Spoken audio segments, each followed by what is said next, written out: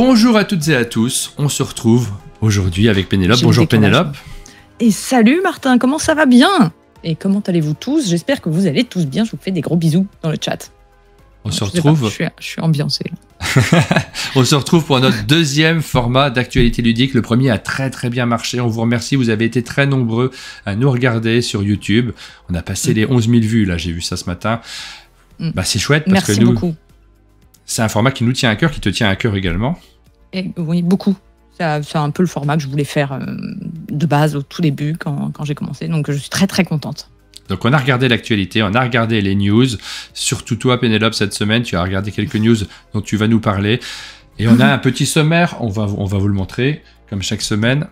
Nous allons vous parler d'alors ce petit bonjour d'intro. On va vous parler de Serge Lager aussi parce que, vous savez, il nous a quittés cette semaine. Ouais. Donc ça nous touche tous forcément beaucoup et on s'est dit on doit lui rendre hommage, c'est important et en même temps on n'a pas envie de faire quelque chose de larmoyant, donc on va simplement revenir sur les jeux de Serge Lager, on va se faire plaisir, on va en discuter, je vais partager avec vous les quelques souvenirs que j'ai pu avoir de ces parties et toi également Pénélope. Oui.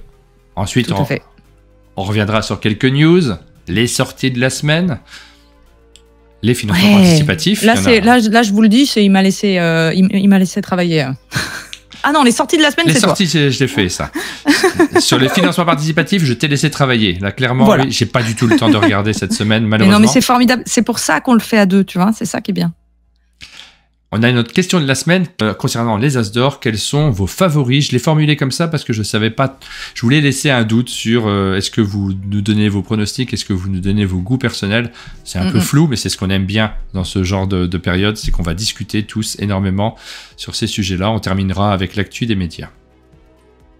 Et on va commencer directement par parler de Serge Lager, qui nous a quittés cette semaine.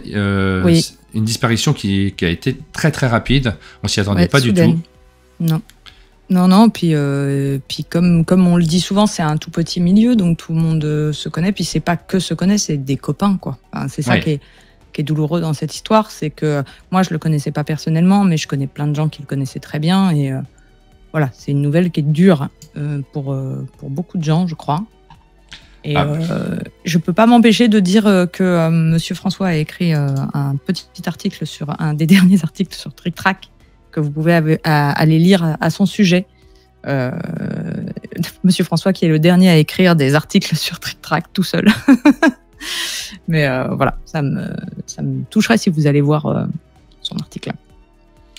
Serge Lager, c'est un auteur qui a compté énormément dans le monde du jeu. Là, on avait au chalet Ludovic Maublanc qui a travaillé avec lui, on avait Théo Rivière, on avait Bruno Catala qui est très touché, Bruno. Oui, très proche. Il y en a quelques-uns avec qui j'ai eu l'occasion de discuter et qui ont envie aussi qu'on n'oublie pas tout ce qu'il a fait, Serge. Et donc, simplement, on va vous parler simplement de ces jeux. Et je les ai classés par ordre de sortie. Et on va simplement les évoquer très rapidement.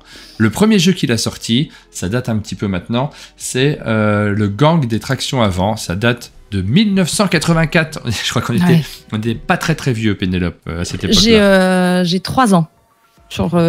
Donc oui, j'avais pas commencé à jouer et du coup je m'en veux pas de pas l'avoir testé parce que je n'aurais pas vraiment pu. Mais oui, du coup on a envie de jouer à tous ces jeux quand même, hein, de découvrir toute la ludographie.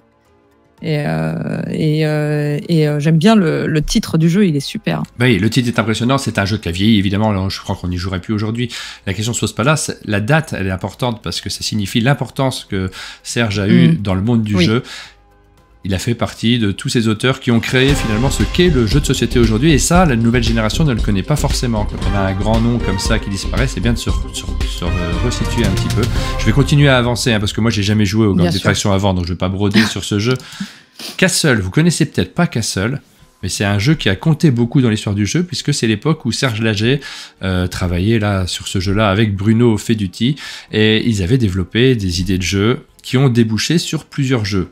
Castle qu'il a fait avec Bruno Feduti et qui est sorti en l'an 2000, mais également Bruno Feduti, à partir de cette mécanique, à partir des réflexions qu'il a eues avec Serge Lager, a développé un autre jeu qu'il a signé tout seul, là pour le coup. Je n'ai pas les détails de comment ça s'est passé, mais cet autre jeu, c'est Citadel. C'est l'origine de Citadel. Alors pas forcément, mais les deux jeux ont été développés en parallèle. Oui, d'accord. Il y a plein de choses à en dire, il y a plein de souvenirs qui sont évoqués avec ce jeu-là en particulier. C'est un jeu qui est finalement un peu passé inaperçu, pas à l'époque, mais aujourd'hui les gens ne le connaissent pas. Et c'est un jeu qui a compté aussi dans cette histoire-là. On avance, on continue à avancer. Très beau visuel. Je pense qu'on s'arrête pas assez sur les pochettes qui sont magnifiques. Pourtant, mon image les était chevaliers pixelisée. de la table ronde. Les chevaliers de la table ronde, qui doit être un des tout premiers jeux que j'ai acheté. Un jeu coopératif, mais avec un traître. Et là, on est cette fois-ci en l'an 2005.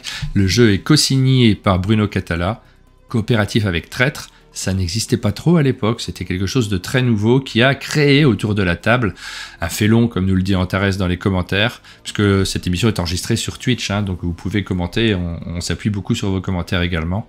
Oui. C'est un jeu qui a compté énormément dans le paysage ludique. Je pense que les gens ne se rendent pas forcément à quel point aujourd'hui, s'ils ont découvert le jeu de société il y a 3-4 ans. Oui. C'était un phénomène de dingue, tout le monde avait sa boîte à l'époque, alors... Et puis visuellement, il était très très beau. Il est en avance sur son temps à ce niveau-là. Je trouve, il avait déjà des illustrations très très très jolies. C'est exactement ce que dit Sylve Bard. Il fait rêver ce jeu quand on regarde la boîte en comparaison de tout ce qui se faisait à l'époque.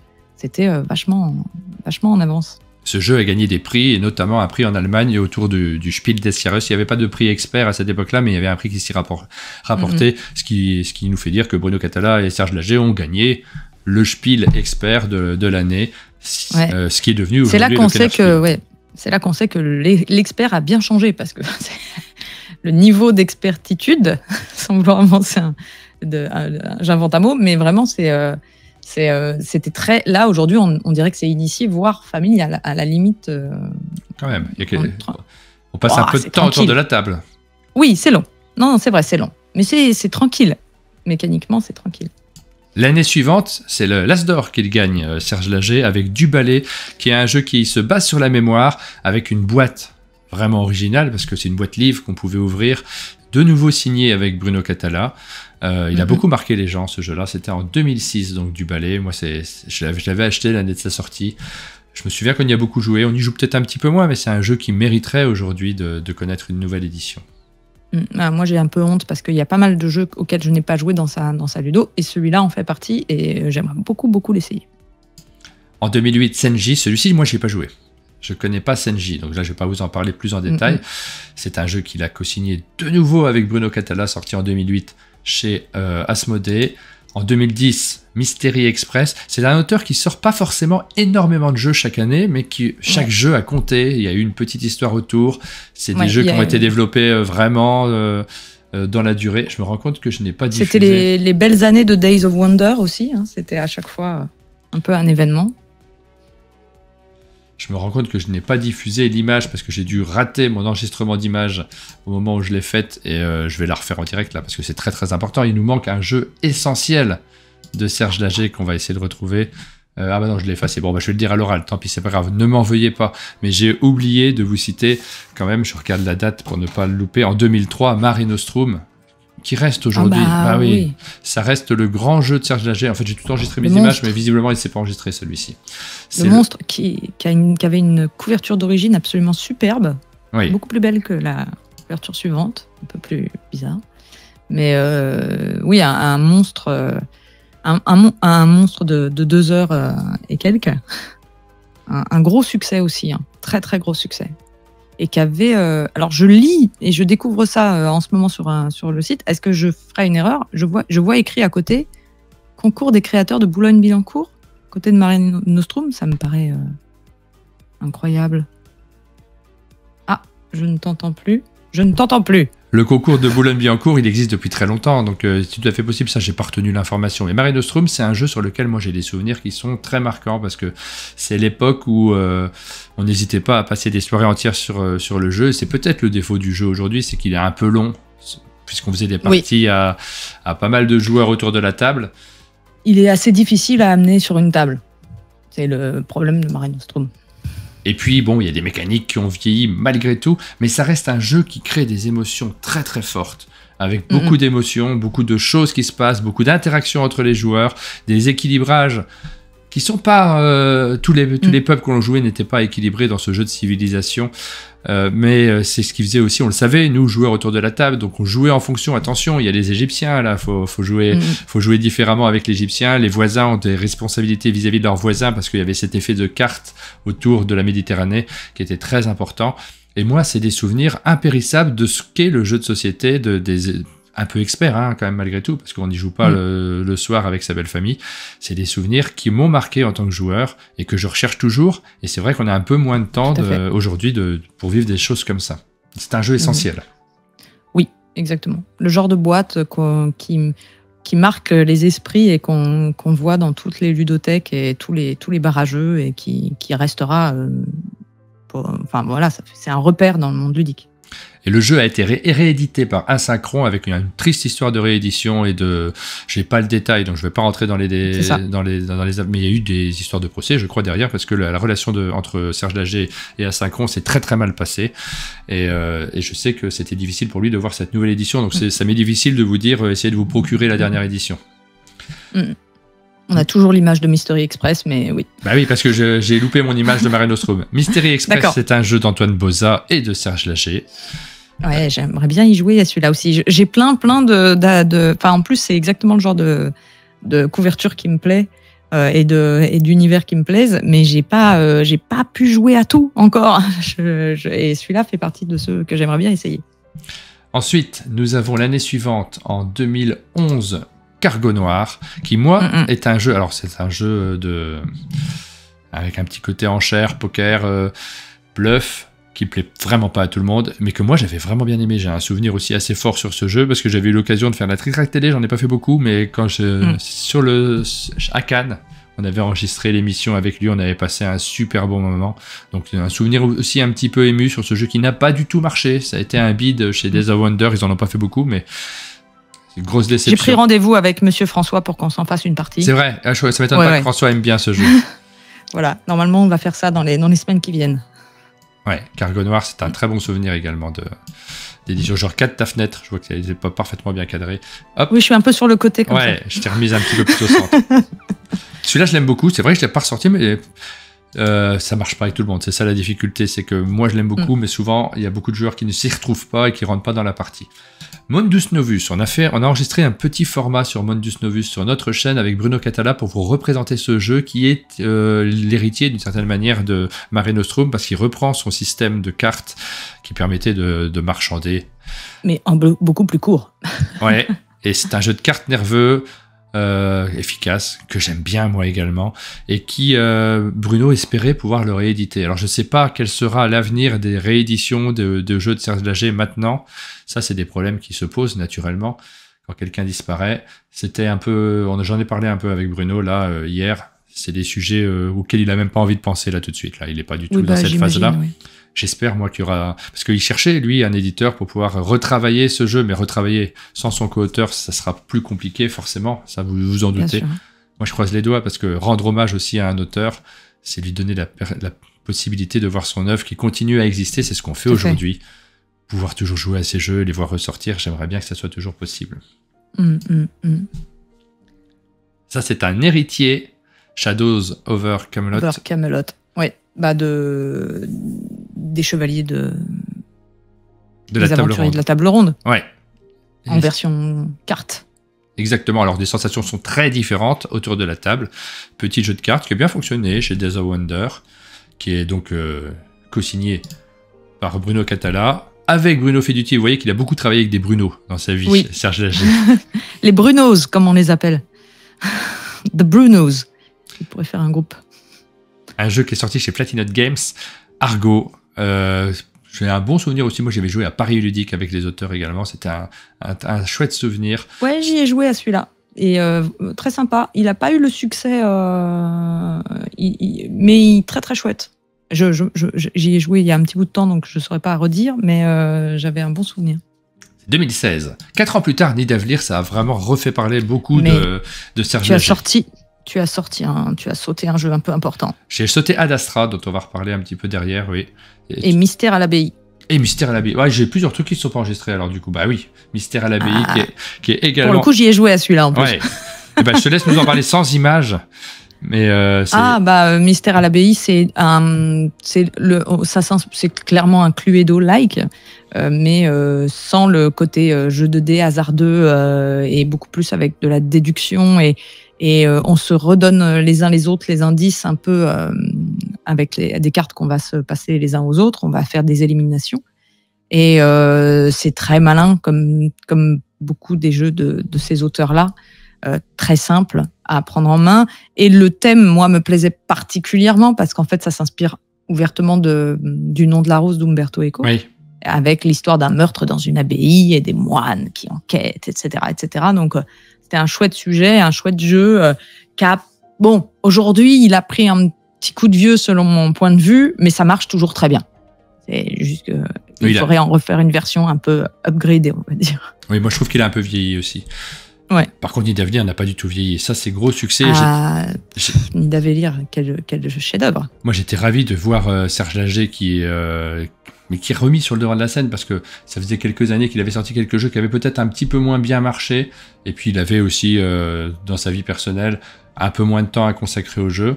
Nidavellir, c'est un énorme succès. C'est un jeu qui a connu plusieurs extensions, qui est sorti chez Greux Games, qu'il a signé tout seul, qui fonctionne incroyablement bien. Incroyablement. Et ce qui est assez fort, c'est que c'est vraiment une mécanique très originale par rapport au reste. Graphiquement aussi, c'était un fort parti pris. Donc, il y avait, moi, quand j'ai découvert que c'était Serge Laget, ça fait jeu de nouvel auteur, en fait. C'est ça qui est assez fou. Et c'est une carrière qui est dingue parce que il y a des bons jeux du début jusque là, quoi. Et le prochain, parce qu'on n'a pas fini de parler de Serge Laget. C'est ça qui est terrible, ouais. C'est The Artemis Odyssey, qui peut-être est déjà sorti en anglais. C'est Ad Astra, c'est la réédition d'Ad Astra qui était sortie en 2009 et qui était co-signée par Bruno Feduti. Et c'est ça, il y a eu un KS l'année dernière, je crois. Durant 2022, il y a eu un KS et il va sortir, je crois, courant de cette année. Et du coup, moi, je l'attendais beaucoup parce que j'avais beaucoup aimé The Artemis Project. Et graphiquement, je trouve ça magnifique. Et en plus, voilà. Et j'ai entendu après que c'était ça n'avait rien à voir avec The Artemis Project et que c'était la réédition d'un ancien jeu auquel je n'avais pas joué. Mais du coup, on va surveiller la sortie de celui-ci cette année. Ça sera spécial à sa sortie, je pense. Oui. Oui. Voilà, on voulait pas non plus prendre trop de temps, parce qu'on a plein de choses à parler également. C'était simplement le plaisir de partager avec vous. Exactement. Des souvenirs de parties. J'espère vraiment qu'on aura encore souvent l'occasion de vous reparler de Serge Laget, puisque certains de ces jeux méritent d'avoir d'autres vies. Nidavellir, on n'a pas fini d'en entendre parler. Ad Astra, donc vous l'avez compris, sûr. On en reparlera également. Et puis peut-être qu'un jour, on verra des rééditions, des Chevaliers de la Table Ronde, par exemple. Ça mériterait d'exister toujours. De Duballet, de Mare Nostrum. Oui, Duballet, ça serait super. Quelques jeux qui méritent d'avoir une seconde vie. Tout à fait.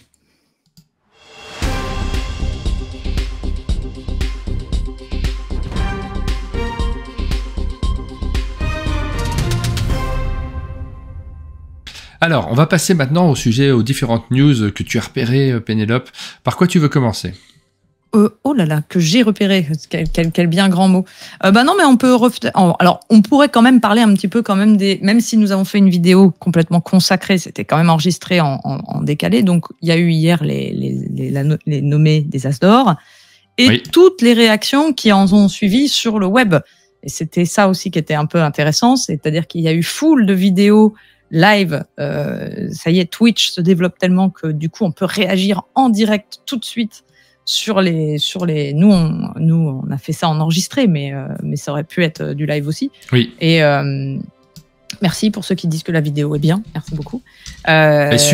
Super accueil sur cette vidéo. Vraiment, merci beaucoup à vous tous, puisque elle se classe. Nous, on a toujours un classement quand on poste une vidéo YouTube. On voit le classement par rapport aux 10 dernières vidéos. Les 10 dernières, on n'a que des grosses vidéos quasiment. Elles sont toutes à 10 000 ou pas loin. Et elle est première pour l'instant dans ce palmarès. Donc, elle va faire un gros score aussi. Donc sur cet As d'or, ce qui est, alors on va pas revenir en détail sur tous les nommés, etc. Je vous invite à aller regarder la vidéo qui a été faite à cet effet. On peut reciter les noms quand même rapidement, mais il y a eu surtout des réactions, comme d'habitude, de oh là là, mais qu'est-ce que c'est que ce jeu ? Qu'est-ce que c'est que pourquoi il y a pas celui-là ? Donc moi, je voulais juste remettre un petit coup sur cette année, le grand absent, visiblement, pour tout le monde, c'est Hit. Et c'était un peu mon grand absent. Et je me souviens qu'il y avait eu Welcome to the Moon l'an dernier. Donc, pour moi, c'est un peu le Welcome to the Moon de cette année. L'effet Welcome to the Moon.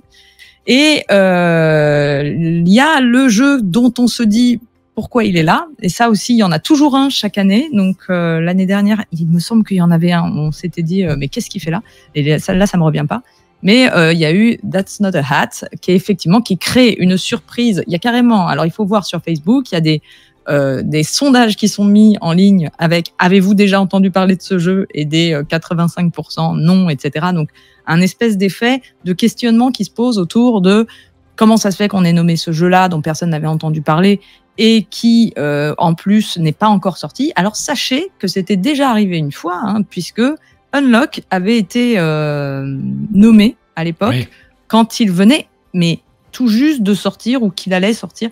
Et donc, c'est arrivé la dernière fois pour Unlock, qui est un énorme jeu succès. Voilà. On va souhaiter que le choix là ait été du même acabit. Moi, je reconnais que j'ai joué à That's Not a Hat. J'ai l'impression d'être une des très très rares à pouvoir dire j'ai joué à That's Not a Hat.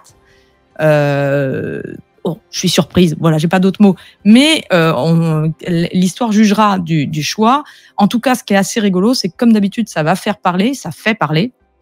Et c'est aussi ça l'intérêt de cette cérémonie, c'est de créer de la discussion, c'est de voir les gens se scandaliser, réagir les uns les autres à ce truc-là. Donc, il y a eu beaucoup de vidéos. On a pu voir donc Marie Grandjeu qui fait partie je dis Marie Grandjeu. Marie Giordana. Comme ça.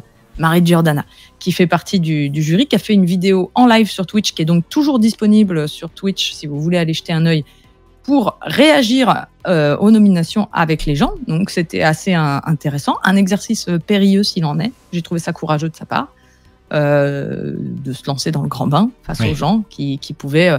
c'est comme d'habitude, les gens vont y aller très très fort dans les c'est un scandale, etc. Mais il y en a, ils vont plus fort que c'est un scandale. Ils vont dans le...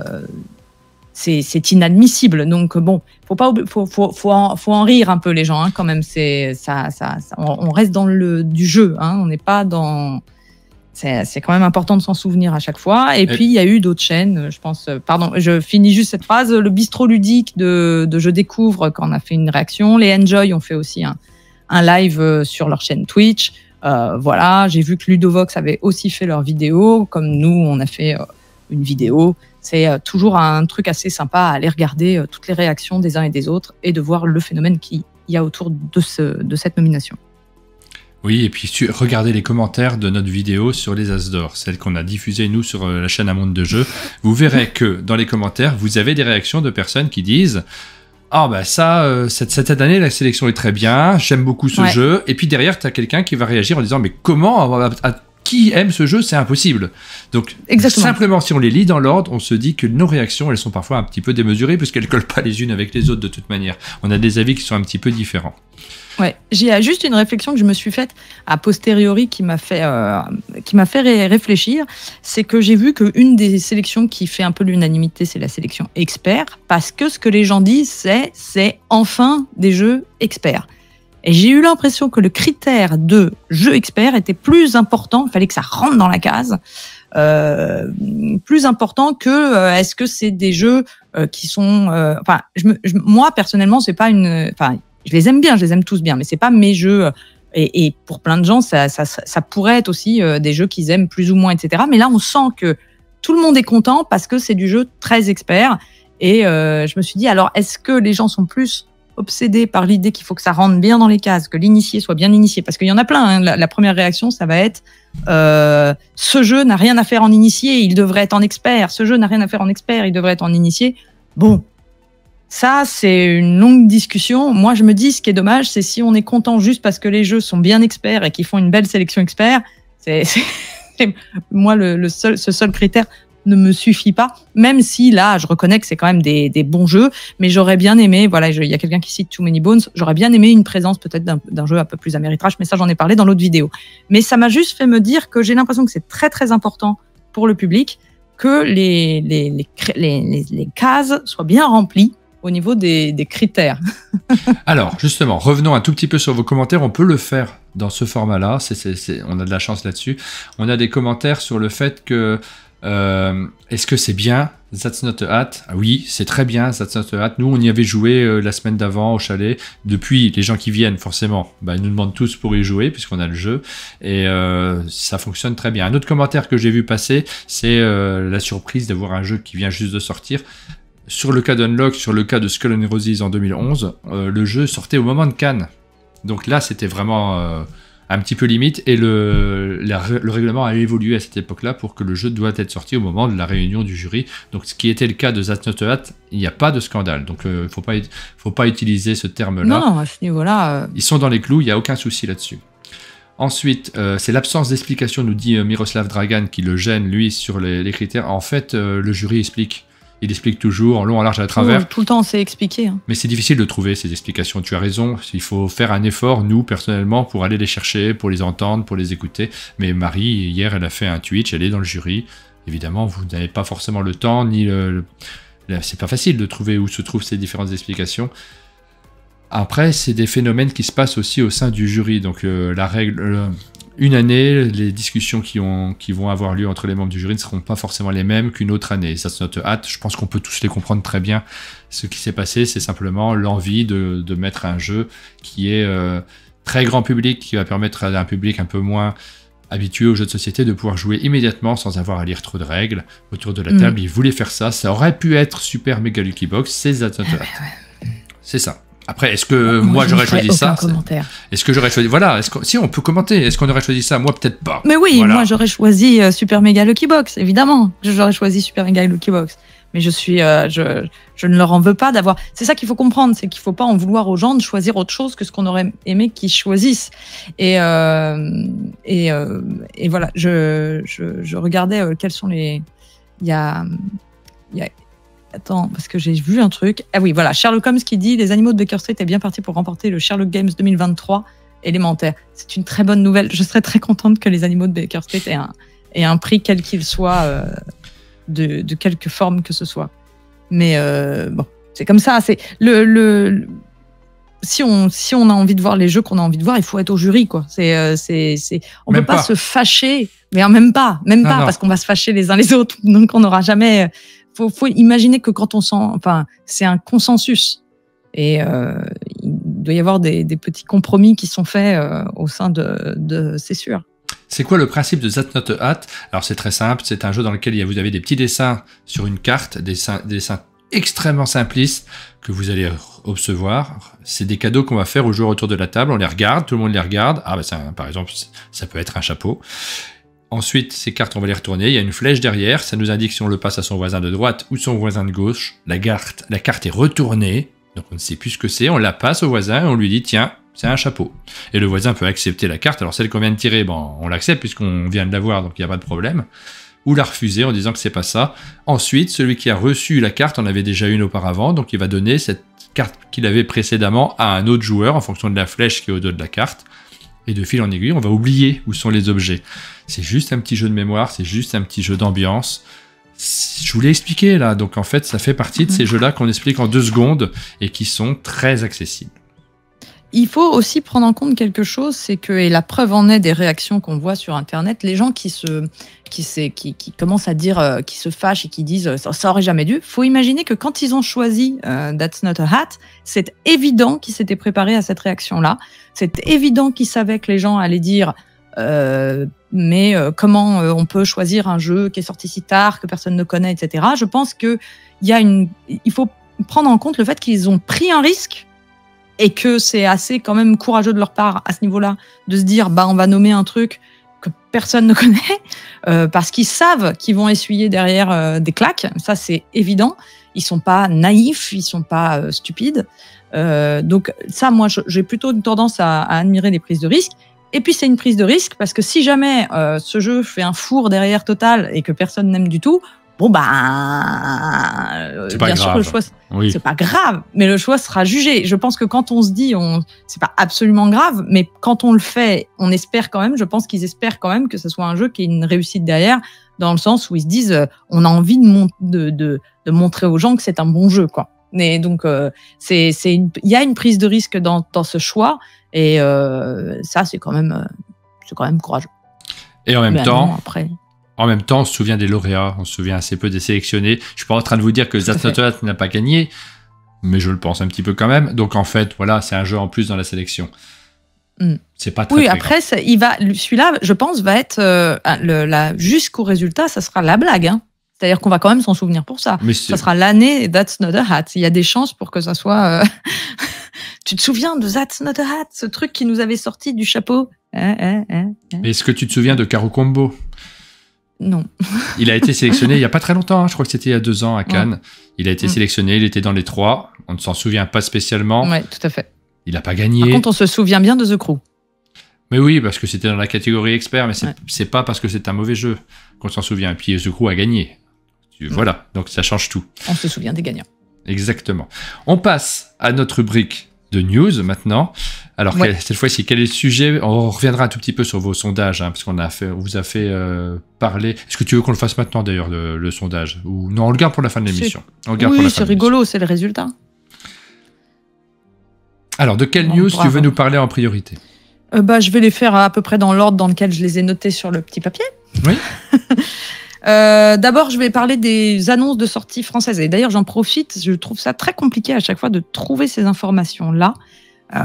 J'aimerais beaucoup que les éditeurs vraiment essayent de formaliser les annonces de sortie et les simples communications sur un jeu c'est difficile à trouver ce genre d'informations, puis on peut pas remonter nous trop en arrière, on va essayer de coller aux actus. Donc j'ai cette semaine Super Meeple qui lui fait ça à chaque fois très très bien, c'est-à-dire qu'il fait vraiment une annonce sur Facebook en disant nous vous annonçons que, et c'est toujours assez agréable derrière pour travailler. Mais ils ont annoncé qu'ils allaient faire plein de choses, donc notamment ils vont localiser Septima et Voidfall. Donc Septima, alors je vais reprendre mes petites notes qui sont un peu plus loin sur mon papier, qui est un jeu qui sont les deux, hein, alors je crois, pas sûr. Septima c'est sûr, c'est Mind Clash Game. Uniquement Septima. Alors voilà, Septima c'est Mind Clash Game, c'est un jeu de Robin et Jedous dans lequel on va jouer des sorcières en gros qui vont essayer de faire des potions, des sorts, soigner des gens malades dans le village, etc. Essayer d'acquérir un maximum de skills de sorcières, on va dire, et d'être la meilleure de toutes les sorcières. Attention, il y a des chasseurs de sorcières dans le village et il faudrait pas se faire attraper. C'est du plutôt très gros jeu, assez réflexif, et on est sur un jeu de sélection d'actions. Alors il y a un truc qui est très original dans ce jeu, c'est en gros à son tour, on va choisir une action sur nos cartes. Enfin c'est pas très original, ça a déjà été fait dans d'autres, hein. C'est le principe de plusieurs joueurs choisissent une action et une carte dans leurs mains à jouer, et si la carte est la même, il y a ce qu'ils appellent un regroupement, et donc on a un bonus d'action. C'est un petit peu différent de ce qu'il y a dans Race for the Galaxy, c'est plus proche de ce qu'il y avait dans The Great Wall. Si vous avez joué à The Great Wall, c'est le même principe. Donc on essaye de matcher entre les joueurs, et la discussion peut être libre, hein. C'est-à-dire qu'on peut le jouer très secret, genre je te dirai pas ce que je joue, mais on peut essayer de dire à l'autre choisis cette action, comme ça on a le bonus, etc. Et on va pouvoir faire plein de choses sur la carte, sur le plateau central. On va pouvoir se déplacer, aller collecter des ressources, fabriquer des potions, soigner les gens, recruter des nouveaux personnages pour qu'ils votent à parce qu'il y aura à la fin de chaque manche un procès, où un procès des sorcières par l'Inquisition, en gros, et on va essayer de faire pencher la balance de notre côté en recrutant du public. On va faire procéder à des rituels, etc. Ça a l'air, je veux pas... moi, là, j'ai regardé une petite vidéo pour m'ambiancer, ça a l'air vraiment top. J'espère que ça va être bien. Ça a l'air assez fluide, ça a l'air assez simple, moi j'avais peur que ça soit très très compliqué, un peu alambiqué. En fait, pas du tout. Il y a ce système de carte d'action, de sélection d'action, et ça a l'air assez agréable. La DA est absolument sublime. Là, je pense que c'est une très très bonne pioche de Super Meeple. Ça doit sortir pour octobre, hein, donc Essen, on sait ce qu'on fera à Essen. Et voilà, c'était un des jeux qui avait fait beaucoup parler de lui. C'est un Kickstarter à la base. Oui, moi je l'ai fait sur Kickstarter. Ah, la chance. Je me méfie toujours un petit peu des gros jeux aussi chez Mindclash parce que les derniers, j'y ai pas forcément joué. Celui-ci est un peu plus léger normalement. Oui. Tout à fait. Que de précédents Mindclash Games. Donc je l'ai fait. Je sais que j'ai rempli mon Pledge Manager cette semaine parce que je l'avais oublié. J'ai reçu le mail de hey, hop, on va le fermer là, tu ne l'as pas rempli. Donc j'ai eu à payer ma TVA en plus, qui n'était pas prévue comme d'habitude. Bah, ils essayent un petit peu de faire effectivement des jeux plus simples. Ils ont fait aussi Astra, je sais plus le nom exactement, qui est aussi chez Super Meeple. Lui, pour le coup, j'étais moins fan. J'ai trouvé, c'est un roll and write, c'est vraiment très très léger. Mais Mindclash essaye un peu de diversifier leur proposition. Et là, quand je vois, c'est un 3,39 sur 5 au niveau de la difficulté. Ça me semble assez agréable. Donc, puis vraiment un bon thème, une belle DA, ça fait un petit peu rêver, quoi. Et ça a l'air très thématique. Moi, c'est ça qui me plaît, c'est que j'ai l'impression quand même qu'on a vraiment l'impression de vivre la vie de sorcière, entre guillemets, de vraiment jouer les actions à fond. Et j'ai dit une bêtise, puisque Voidfall, apparemment, c'est aussi Mindclash. Je pensais que c'était pas ça. Mais je confondais avec ça me rassure. Je confondais. Je me disais, j'ai rêvé. Alors, Voidfall, c'était également un Kickstarter à la base, magnifiquement illustré par Yann O'Toole. On reconnaît la couverture est absolument sublime. C'est un jeu de Nigel Buckle et David Tursi. Alors ça aussi, ça va être localisé toujours par Super Meeple. On n'est que dans des jeux localisés par Super Meeple et qui sortent cette année, octobre 2023. C'est pour 1 à 4 joueurs, des parties d'à peu près... Bon, on voit, c'est un gros jeu avec une difficulté. Là, pour le coup, on est sur du très très lourd, 4,45 sur 5. C'est un 4X. Voilà. Pour ceux qui savent un peu ce que c'est, il y a ceux qui savent ce que c'est, et pour ceux qui ne savent pas, le principe, c'est exploration, expansion, exploitation, extermination. Donc en gros, c'est vous allez, il y a l'univers, il y a l'espace, vous allez explorer l'espace pour aller sur des planètes éventuellement, les exploiter afin de fabriquer des choses qui vont vous permettre de vous taper dessus avec les autres joueurs autour de la table. C'est une famille de jeux qui est extrêmement, c'est du très très très expert. On est sur des jeux qui durent en général, là il y a marqué 240 minutes, mais soyons honnêtes, c'est le genre de jeu qui peut durer 5 heures, on le sait tous, en plus parce que ça doit discuter autour de la table. Mais je me demande si c'est pas justement celui-ci qui se vantait d'être assez, justement, peut-être un peu plus...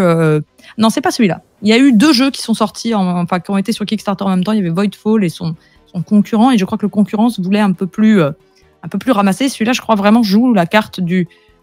c'est très très beau, iconographiquement, ça a l'air assez dinguement pensé, mais ça, c'est toujours le travail de Yann O'Toole. Faut voir, parce que c'est assez quand même c'est quand même assez abstrait en général, et donc faut voir si c'est clair ou au contraire si on patauge sur le visuel. Mais si vous aimez les très très très grands jeux, là c'est deux pioches pour Super Meeple, qui fait depuis 1 an un travail de localisation sur des jeux absolument ahurissants. Ils vont faire Obsession aussi dans cette fin d'année. Je ne vais pas en parler là, mais parce que ça a déjà été annoncé, mais c'est des gros morceaux en matière de jeux experts. Oui, donc voilà, celui-là je l'ai pas fait parce que je me méfie un peu. Ces dernières années, j'ai pledgé pas mal de jeux auxquels j'ai pas vraiment eu le temps de jouer quand je les ai reçus. Et puis c'est des budgets qui sont très importants. Donc Voidfall, je l'ai pas fait, mais je sais que dans l'équipe d'un monde de jeu, probablement Jube va l'avoir acheté et on aura l'occasion donc de vous en parler. Bon, moi, ça, tu vois, typiquement, c'est le genre de jeu que je ne pledge pas, que je n'achète pas, parce que je ne vois pas comment je pourrais le sortir chez moi et avec qui jouer de façon régulière. Mais j'aimerais beaucoup venir au chalet pour en faire une partie un jour. Je ne sais pas quand il arrive. J'imagine qu'il va pas. Avec plaisir, puisque tu m'invites. Aucun problème. Et voilà, il y a eu un 3e jeu, c'est un peu une surprise qui a été annoncé également. Là, pour le coup, c'est une réédition de Expédition, qui est un vieux jeu de Wolfgang Kramer. Oui. Alors, j'ai pas retrouvé la date exacte, mais il me semble que c'est un jeu qui date à la base, qui a plus de 30 ans. Alors, je suis en train de le rechercher. Alors, sur Facebook, tu peux trouver sur la page de Super Meeple l'image de la prochaine couverture. mais il n'y a pas encore, je crois pas qu'il y ait une page sur BGG avec la couverture future. C'est un jeu qui a eu plusieurs noms, notamment Wildlife. Il a été réédité chez Queen Game, il a été réédité chez Ravensburger. Donc vraiment, c'est un jeu qui ressort tous les 10 ans, tous les 4-5 ans. Et je crois que oui, il remonte à très très loin. Et c'est ce genre de jeu, comme savaient les faire les auteurs de cet acabit. Voilà, c'est exactement celui-ci. Donc là, c'est l'édition de 1996. C'est comme savaient les faire les auteurs. Ces auteurs-là, ça me rappelle un petit peu Transamerica. C'est-à-dire des jeux avec très très peu de matériel, très très peu d'action. Enfin, à son tour, tout est extrêmement épuré, mais avec un principe très très malin. Que je retrouve dans Transamerica, qui est on travaille également pour son adversaire, c'est-à-dire qu'en gros, vous allez avoir des cartes en main avec des tas de destinations sur la map monde. Vous avez une map monde sur le plateau central. Vous avez des cartes de villes que vous allez toutes devoir rejoindre pour remplir votre objectif. Donc, on est sur un jeu très familial, très léger. Donc, le but, c'est de visiter toutes les villes de votre liste. Mais là où c'est très, très malin, et il faut reconnaître que c'est le genre d'idée qui vieillit pas et qu'on aimerait voir réexploiter, c'est qu'à votre tour, vous allez... En fait, on va partir de Berlin. Toutes les expéditions, je crois, partent du même point. Et à chacun son tour, on va mettre une petite tige en plastique sur un tracé, en fait, sur le plan. Alors là, il n'y a pas d'image. J'essaye de vous projeter le truc. Voilà, exactement. Tu sais, j'y joué. J'ai joué à ce jeu. Possible. Ouais, je me rappelle maintenant. Et il y a pas très très longtemps. On y a joué au chalet. Alors je sais plus qui est venu avec ce jeu et me l'a fait découvrir. Et c'est très agréable, vraiment. C'est des sensations qui sont super sympas. Oui. Donc c'est une bonne nouvelle. En fait, chacun son tour. Vous allez mettre une petite flèche en plastique comme ça qui va d'une ville à une autre. Mais en fait, on va travailler ensemble sur les mêmes parcours. C'est ça qui est important, c'est que vous n'allez pas avoir votre ligne bleue.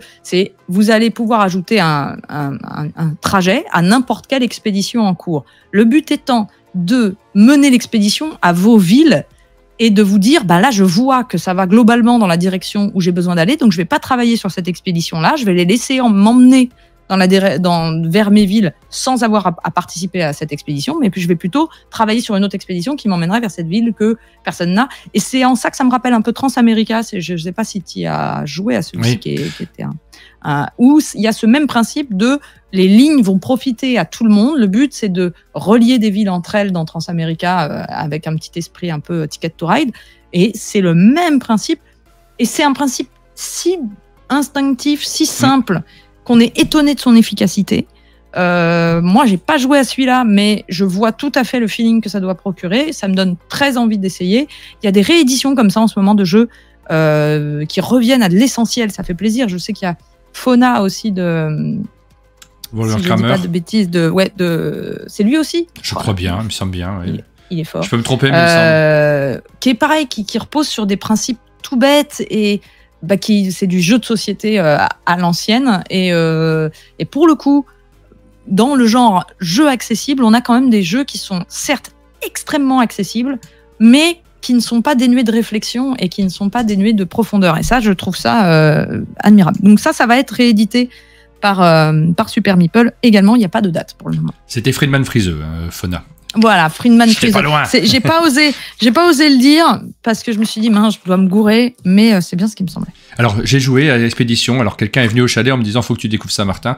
Et vraiment, très bon moment de plaisir. C'est des sensations qu'on présente souvent comme, c'est un peu un jeu à l'ancienne, mais malgré tout, il y a plein de choses qu'on aime beaucoup à l'intérieur.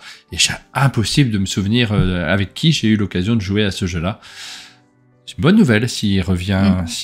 Il n'y a pas très longtemps, j'ai joué à Spy Connection, qui est un jeu qui est sorti chez Funforge et qui a également qui délivre des sensations qui sont un peu à l'ancienne aussi. J'ai très envie de l'essayer celui-là. À chaque fois, mais bon, j'arrive pas à me diviser en 42 encore. Il faut venir au chalet. J'aimerais bien. Au chalet, on a le temps de faire des tonnes de trucs. C'est ça. Et puis vous êtes plusieurs. Pour jouer, c'est pratique aussi.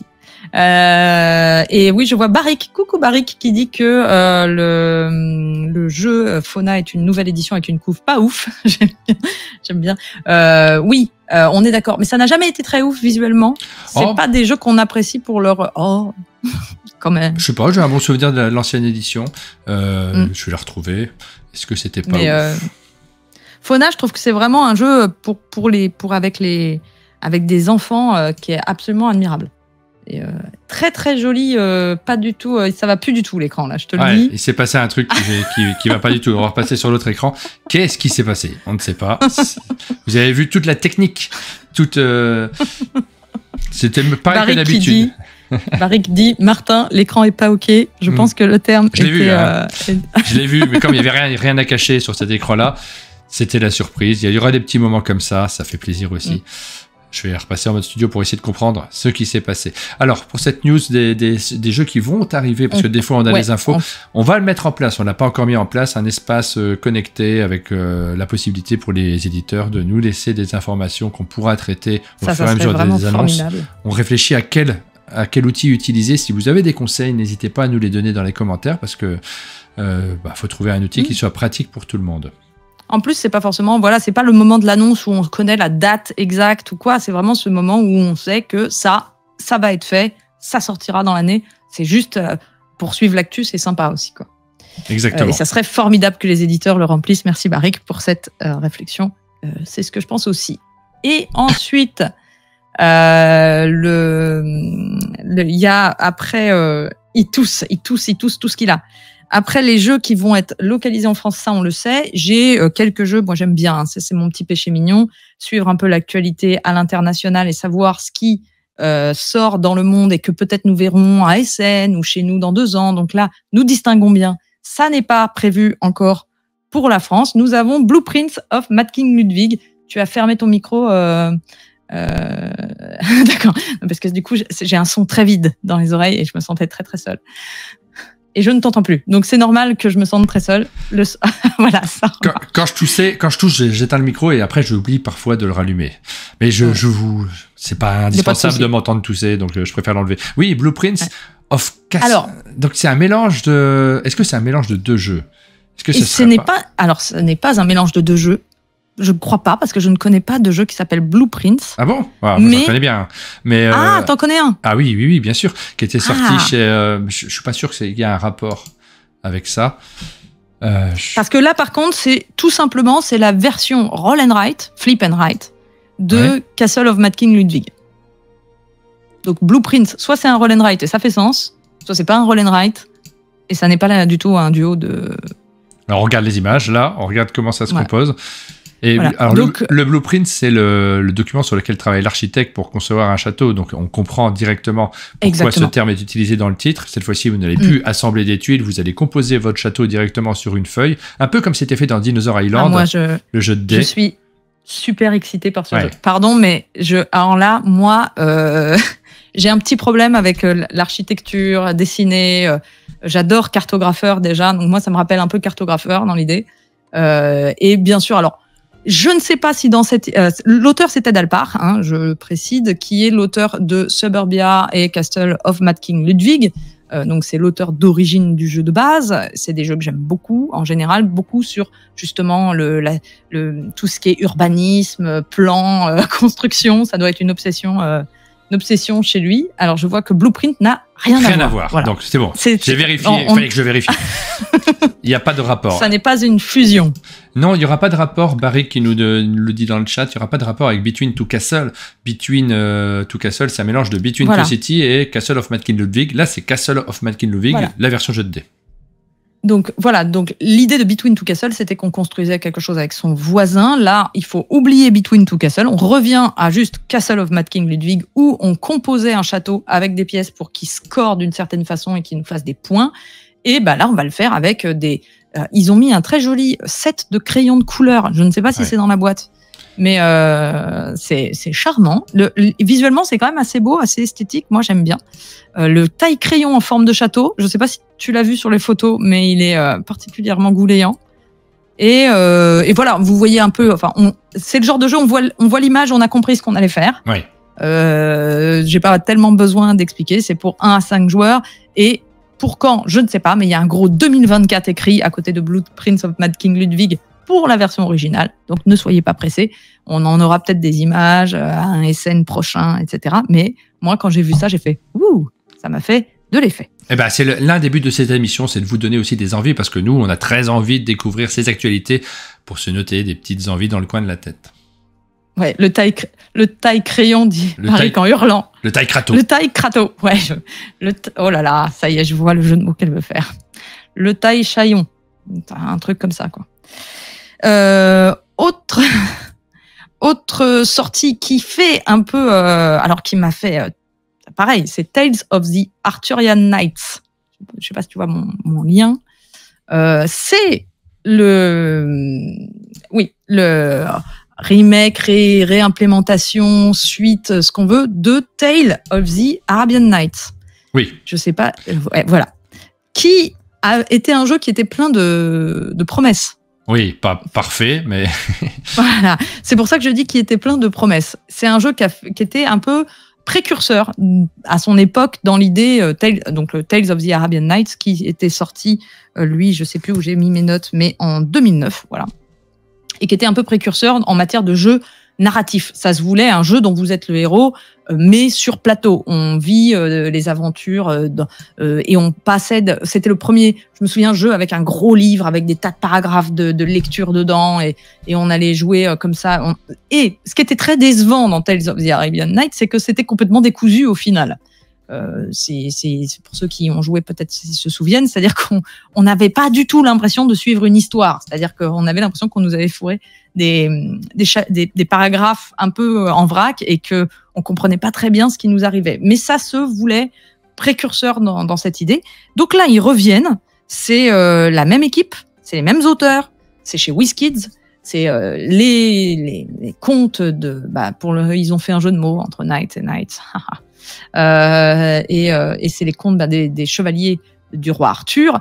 Donc on va être cette fois-ci en Angleterre de l'époque arthurienne, etc. J'ai l'impression, pour avoir lu un petit peu le résumé, qu'il y a quand même des changements au niveau du fonctionnement, que ça se veut. Alors on va toujours avoir ce principe de on avance par paragraphe, mais j'ai l'impression qu'ils ont quand même appris de ce qu'ils ont fait avec le précédent. Ça sera un jeu extrêmement narratif, ça c'est ce qu'on sent, comme l'ancien, c'est ce qu'ils ont gardé, et j'espère plus organisé. Il y aura des jets de dés avec des bonus, il y aura on aura des petites épreuves avec des jets de dés et un peu côté jeu de rôle, avec des bonus selon nos compétences, pour résoudre des événements. On marquera des points au fur et à mesure, des points de réussite qui nous permettront, un peu des points d'expérience, je pense, qui nous permettront de nous améliorer au fur et à mesure des rencontres qu'on fait, mais ça sera très, très livre dont vous êtes le héros. Est-ce qu'ils auront réussi à corriger le défaut du précédent ? Je ne sais pas, mais alors je suis super curieuse, parce que je me suis toujours dit que Tales of the Arabian Nights, si ça avait été bien fait, ça aurait été un super jeu. Oui. Il y avait quelques défauts, effectivement, à l'époque. Mais c'est, voilà, un autre petit jeu qu'on note sur nos tablettes, en espérant, effectivement, que ça va nous ravir, que ça va vous faire plaisir également. Pour continuer, le dernier, je saute le suivant, parce que, en fait, non, mais Terra Pyramids. Alors, le suivant, peut-être qu'on en parlera au chalet, mais on le saute dans cette version, vous savez pas lequel c'est. On va passer directement à celui d'après. Je crois que j'ai pas ouvert. Si, c'est bon, j'ai ouvert ma fenêtre. Ça, c'est pareil, c'est tout nouveau. Ça vient de sortir, ça sort du four.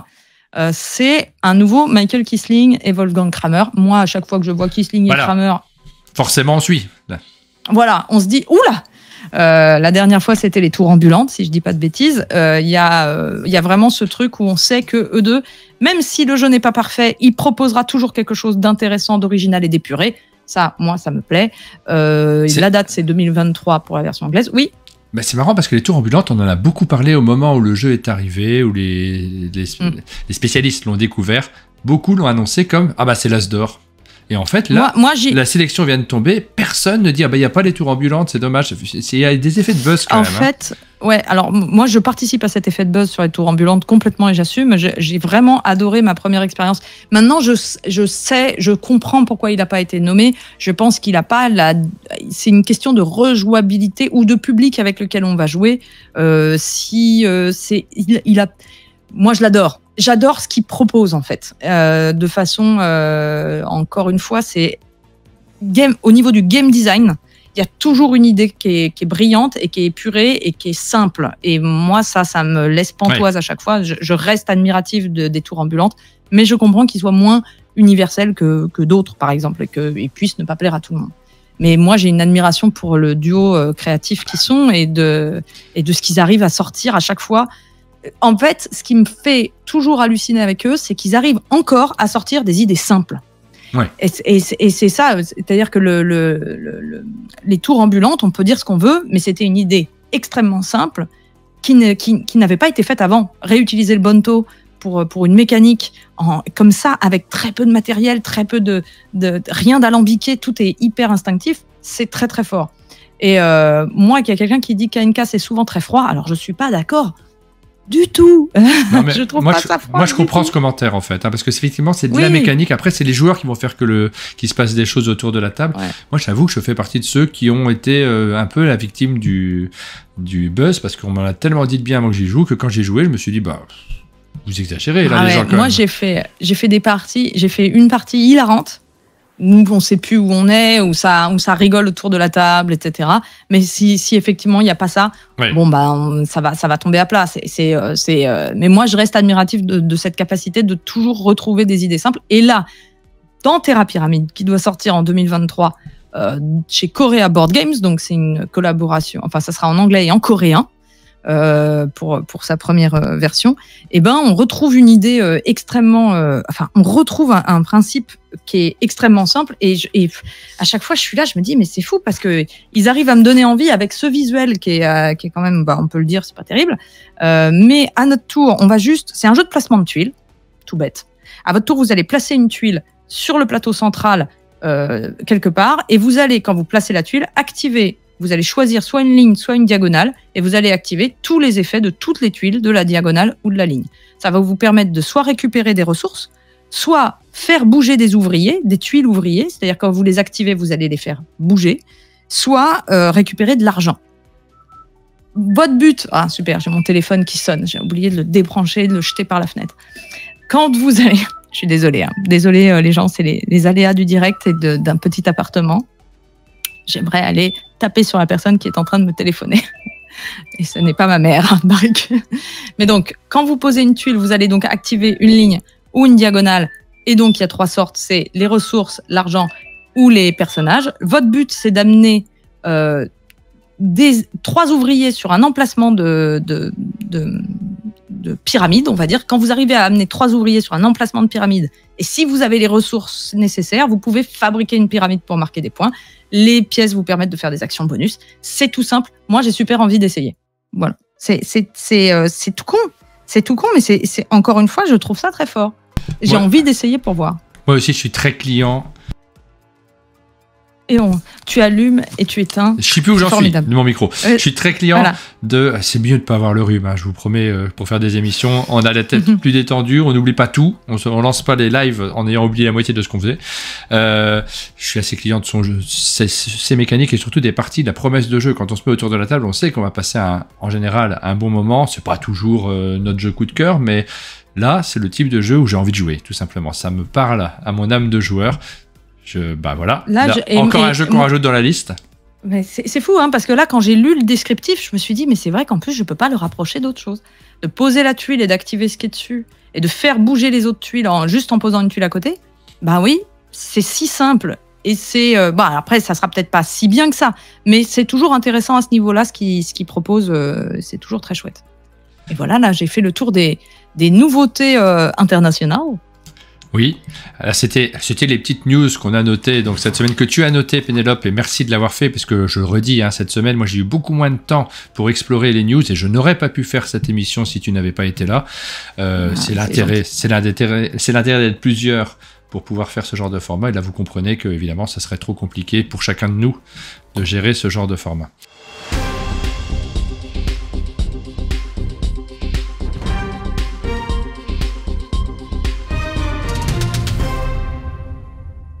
Oui, on va enchaîner avec les Kickstarter. Il n'y en a pas forcément beaucoup cette semaine, on en a repéré quelques-uns. Alors il y a toujours ceux dont on avait parlé lors des précédentes émissions qui sont toujours en financement participatif. Vous pouvez les pledger s'ils vous intéressent. On va pas revenir dessus, mais il y a toujours Cold Baron, il y a toujours Once Upon a Line, je crois que c'est ça le titre, si je me trompe pas. Oui, Once Upon a Line.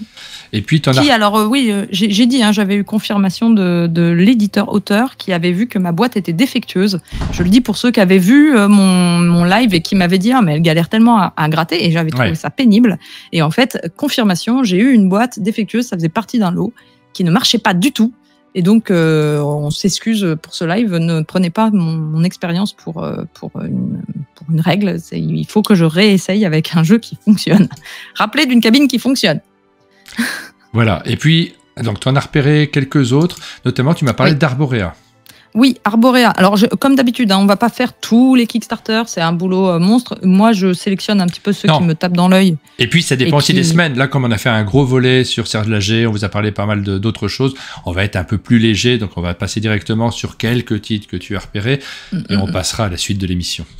Alors, Arborea, dont j'ai envie de dire à nouveau un magnifique plateau à la Bitoku, c'est-à-dire que de très loin, on a vraiment l'impression de retrouver cet effet flash, avec énormément trop de choses sur le... C'est le syndrome Bitoku, plume bavarde, exactement. Par contre, je pense, sans dire de bêtises, qu'on est sur quelque chose d'un poil plus lisible quand on est en train de jouer que Bitoku, avec moins d'espace sur le plateau, mais parce qu'on est sur une difficulté de 3,25 sur 5, c'est un jeu qui est légèrement plus simple. Alors, quel est le principe d'Arborea? Déjà, c'est un jeu de Dani Garcia, illustré par Javier González Calva. C'est un jeu pour 1 à 5 joueurs, des parties de 1h30 environ, et on est sur du jeu de pose d'ouvriers et de déplacement d'ouvriers et de déplacement, je dirais, de pistes. Pourquoi? Parce que, en fait, c'est un jeu de pistes, on va monter sur plein de pistes. Le thème, c'est ce qu'on fait en ce moment à la mode, c'est-à-dire que un cataclysme a détruit la forêt, les animaux sont partis de cet écosystème, et nous allons jouer des esprits de la forêt pour faire des écosystèmes accueillants pour que les animaux reviennent. Alors, c'est toujours très dangereux ce genre de thème, parce que je trouve que malheureusement, après, on ne comprend rien à ce qu'on est en train de faire. Et c'est un peu ce que je crains. Il y a la partie plateau joueur a l'air assez claire, mais la partie plateau commun, on se dit bon, c'est complètement plaqué et on comprend pas trop ce qu'on est en train de faire. Juste, je vais attirer quand même l'attention sur le twist qui est intéressant. En fait, à votre tour, vous allez pouvoir vous voyez, il y a des petites pistes en fait. Je sais pas si on les voit bien, mais il y a des pistes où vous voyez les petits meeples les uns comme ça à côté des autres. En fait, vous allez à votre tour soit poser un de vos meeples sur cette piste, soit bouger la piste elle-même, parce que ce sont des tuiles en fait qui vont glisser de droite à gauche et qui vont changer la place de tous vos meeples. Et à un moment, quand vous considérerez que c'est le bon moment, après avoir bougé une piste, vous pouvez décider d'envoyer votre meeple sur ce qui ressemble un peu à des arbres de technologie, ce qu'on voit sur les côtés, mais en fait, c'est d'autres pistes. Donc, vous sortez votre meeple de cette tuile principale pour aller déclencher tous les effets de la piste sur laquelle il se retrouve. Donc, vous allez vouloir attendre. En gros, le principe, c'est vous allez vouloir attendre pour avoir un maximum d'effets, mais plus vous attendez, plus les autres peuvent récupérer des trucs qui vous intéressent. C'est dans les actions, au final, et c'est toujours ça qui est un petit peu triste, c'est qu'on se dit, bon, bah, c'est tout ça pour finalement faire le même genre d'action. C'est récupérer des ressources, faire des offrandes, etc., remplir des contrats. Bon, ce qui est sympa, c'est qu'on remplit des contrats qui sont des cartes, en fait, où il y aura des exigences en matière de ressources. Et ces cartes, on les retourne et on le voit en bas à droite de l'image qui est sur votre écran. Quand on les retourne, elles forment un écosystème, et c'est cet écosystème qui attirera les bébêtes que vous voyez en haut à gauche de votre écran. Donc voilà, c'est en plusieurs étapes. C'est le genre de jeu qui peut être soit génial, soit absolument catastrophique. Il y a une idée, moi c'est toujours ça, hein, en tant que curieuse invétérée, j'aime découvrir j'aime découvrir des propositions de mécanique. J'ai vu le jeu en vrai. Oui. Oui. Chez Alecat Games à Essen, sur une table, et je peux confirmer que ça n'est pas si visuellement violent que là en photo. C'est un Bitoku killer. J'aime bien le Tinneron. Mais oui, j'ai un peu peur du syndrome Bitoku. Je vais comparer, mais pour moi, il est plus simple. Je vais aller regarder comment BGG le met au niveau de la difficulté. Oui, tu nous parles souvent de la difficulté. En fait, c'est l'indication de Board Game Geek, le site de référence anglais, américain, sur lequel on voit une notation selon les joueurs. Mais là, ce sont des jeux qui ne sont pas sortis, donc c'est difficile de savoir exactement quelle est la difficulté. En général, c'est assez juste, par contre. C'est-à-dire qu'on retrouve un peu Bitoku, c'est 371, on est sur quelque chose de plus difficile. Et puis, c'est pas le même auteur. Donc, même s'il y a un point commun visuel, c'est ni le même auteur, ni le même illustrateur. Mais on a un peu l'impression qu'il y a eu de l'inspiration, quoi. C'est une époque comme ça. Il est quand même intéressant et à voir. Je le pledgerai pas, mais j'y jouerai avec plaisir si jamais je me retrouve autour d'une table avec celui-ci. Alors, les indications de prix. Alors déjà, on nous annonce une livraison en octobre. Ça veut dire qu'il part en production maintenant pour qu'on puisse l'envoyer à tout le monde. Il y a un Kickstarter, mais on est dans un cadre différent des Kickstarter qui vous proposent de participer à la création du jeu d'une certaine manière. L'éditeur a le budget. Grosso modo, il essaye de savoir le nombre de personnes pour avoir le chiffre donné à l'imprimeur et ça part à l'impression directe. Quand c'est prévu pour octobre, c'est relativement plus sûr que pour les projets au plus long terme. Je ne suis pas sûre que ça soit une version française, pour ceux qui posent la question. Je ne pense pas. Shipping to UK, je regarde, il y aura, ça fait partie de ces jeux que vous commandez en anglais, puis il y aura un jour peut-être un Kickstarter pour la version française. Mais là, c'est vraiment le Kickstarter de la version d'origine. Je n'ai pas regardé s'il y avait une VF. 43 € pour la version de base. Alors, faudra rajouter des frais de port, de la TVA sans doute. 53 € pour la version exclusive Kickstarter. Et 281 € si vous voulez un pledge groupé, ce que tout le monde va faire, évidemment. Bien sûr, évidemment. Le deuxième jeu que j'ai noté, c'est... là, j'en parle, mais j'ai pas été... Enfin, j'en parle parce que c'est l'actu, mais moi, personnellement, j'avais pas été convaincu.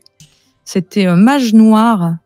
Oui, qui est chez Kickstarter, parce que j'ai pas noté le lien que je cherche au bon endroit. Alors, après, moi, je n'y ai pas joué. Je dis, j'ai pas été convaincu, je n'y ai pas joué. Attention, disons juste que de ce que j'en avais vu, j'étais pas très tenté. Est-ce que toi, tu as joué à Mage Noir? Non, j'ai pas joué à Mage Noir. Je vois le Kickstarter là maintenant, non. D'accord. Donc, c'est un jeu de Constantin Despayans et Vincent Vimont, qui est un jeu de cartes évolutif compétitif à 2 joueurs pour des parties de 20 minutes. C'est en Kickstarter jusqu'au 6 février. Si vous êtes aficionados des jeux d'affrontement avec des cartes, c'est un peu... ça sera votre cam. Le twist de celui-ci étant que on va chercher, en gros, vous allez, comme dans un classique jeu de ce genre, chercher à avoir du mana pour payer en mana le coût de vos cartes pour pouvoir les jouer. Ça vous rappelle un certain Magic. Sauf que là, le mana viendrait de cartes qui sont dans un marché commun au centre. La première action de votre tour, ce sera toujours de retourner 3 cartes de mana et de décider lesquelles vous allez utiliser, en gros, pour pouvoir payer les cartes qui sont dans vos mains.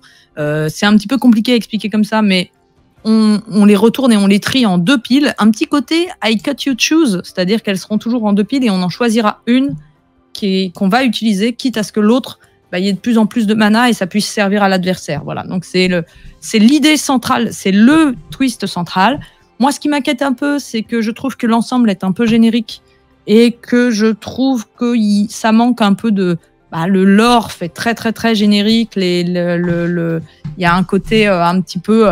vu, revu et déjà vu. Et j'ai peur de cette mécanique de mana, que ça soit un petit peu pas mal de manipulation au centre de la table et que ça en retire de la fluidité du jeu en lui-même. C'est-à-dire que tout le temps, piocher des cartes, choisir... Parce que les cartes, il faut les prendre, il faut les mettre sous sa carte. Je trouve que j'aime bien l'idée du mana central et partagé, mais je sais pas comment ça fonctionne. Allez voir des vidéos si ça vous intéresse. Le jeu propose quelque chose de nouveau. Je n'y ai pas joué. Moi, je le pledgerai pas, mais il est en cours jusqu'au 6 février. Et le but, c'est bien sûr, détruire son adversaire qui a 20 points de vie. Alors, en termes de tarifs, nous avons une indication. J'essaie de lire en même temps. Si, Roi et 20. Alors, 10 euros. Pardon, excuse-moi, il y a Roi et 20 qui dit pas tout à fait Pénélope. Il y a 2 piles accessibles aux joueurs et une réserve. Et on en prend 3 des types qu'on veut et on répartit entre 2 piles et on en prend une. C'est exactement ce que j'ai dit. Ou alors j'ai mal exprimé ce que je voulais dire, mais c'est ça. C'est ce que dit Roaeva, la mécanique. C'est on prend des cartes pour former 2 piles au centre et on en choisira une. Et au fur et à mesure, les piles vont s'alimenter. Alors Pardon, excuse-moi. C'est un projet français, tu nous as dit. Hein. Donc, on va avoir la version française, 39 € pour le core game, donc la version de base. Et puis, vous pouvez avoir les 2 extensions pour 65 €. La livraison est prévue en décembre, donc là, il y a un petit peu plus de délai. Voilà pour les propositions de prix. Si vous voulez les 6 extensions, on passe à 79 €, plus, j'imagine, les frais de port de nouveau. 149 €, les 9 extensions. On peut monter comme ça. Hein. 199 €, toutes les extensions. Le all-in, 399 €. Il y a tellement d'extensions que ça. Et là, moi, ça me freine ce genre de choses, tu vois, parce que je me dis, si je veux mettre ce jeu, je veux tout avoir, en fait. Et je mettrai jamais 399 €. Oui, j'arrive pas à savoir. Je pense que c'est vraiment le jeu qu'il faut. Moi, il faudrait que j'essaye pour me faire un avis définitif. Sur le papier, c'est pas le jeu vers lequel je me tourne, mais il peut plaire aux gens qui aiment vraiment bien ce genre de jeu aussi, hein, parce que c'est pas forcément moi. Le dernier, alors pour le coup, là, je serais très cliente. C'est la nouvelle boîte standalone de Herorealm Dungeon. Oui, alors là. Herorealms Dungeon. Je ne le prendrai pas parce que en fait. J'ai déjà des boîtes que je n'ai pas finies chez moi et que j'ai pas le temps de voilà, mais j'adore Herorealms, j'adore Star Realms, c'est exactement ma came. Et c'est un très très excellent jeu de deck building. Ils sortent donc, ils font donc un Kickstarter pour une nouvelle boîte qui est un standalone. Oui. Donc à l'intérieur, un peu comme ils ont fait ça exactement aussi avec Star Realms, on avait des boîtes à part, on peut jouer à part. Donc là, il y a dans la boîte qu'on voit donc à gauche, la boîte Dungeons, il y a un nouveau set de 80 cartes qu'on peut donc jouer tout seul ou intégrer avec la boîte les jeux de base. On a des packs, il y a 2 héros à l'intérieur qui sont l'alchimiste et le barbare. Il y a 12 rencontres solo coop. Donc c'est vraiment c'est un peu la boîte à tout faire, quoi. On a soit le jeu à 2, soit le jeu avec personnage à 2, soit le jeu en coop avec des aventures. Donc voilà. Et à droite, ce qu'on voit, c'est toutes les extensions qui sont dispo avec le pledge, avec le Kickstarter. Donc des nouveaux personnages. Il y a le barde, le druide, le moine, le nécromancien, qui est un Kickstarter exclusive, et leurs aventures respectives. Donc il y a et les cartes de perso et les aventures. Donc ça, c'est bon. Alors encore une fois, c'est un projet qui est là, je pense, en anglais. Attendre la VF en boutique, ça me paraît, si vous avez la VF. Oui. Mais si vous êtes hyper accro et que vous n'attendez que ça, eh bien voilà, il est en cours de Kickstarter. Et ça dure jusqu'au 17 février. Alors, il faudra un petit peu de budget aussi, hein, 55 €, je vois, pour les premiers pledges. Le pledge Adventure, 91 €. Et puis, vous avez la possibilité de prendre le all-in, 274 €, une bouchée de pain. C'est ça. Pour un jeu quand même, moi c'est ça que je trouve terrible. Là, pour moi, par contre, hein, moi j'adore Star Realms et j'adore Herorealms, mais le principe pour moi de ces deux séries, c'est que justement, alors j'avais envie de sortir mes boîtes, mais c'est que c'est des petites boîtes que je peux transporter partout et qui me coûtaient 15 €. L'idée qu'on puisse y mettre 275 € dedans, pour moi, ça me paraît complètement disproportionné. Mais il y a des fans, il faut les respecter. Hein, Mais moi, c'est mon problème aussi, c'est que sur ce type de jeu, j'ai envie de faire ce genre de jeu, mais j'ai envie de tout avoir, et en même temps, je ne vais pas jouer qu'à ça pendant 6 mois. Donc ça me limite un petit peu dans le fait de me lancer sur ce type de choses. Il faut avoir des copains qui les ont, quoi. Là, la boîte de base Dungeon ou la boîte de base de Herorealm, elle peut vous permettre de jouer des heures et des heures et des heures et des heures. C'est du deck building extrêmement essentiel, comme un Dominion l'est, et c'est toujours un plaisir à jouer. Donc vous n'êtes pas obligé d'acheter l'intégrale.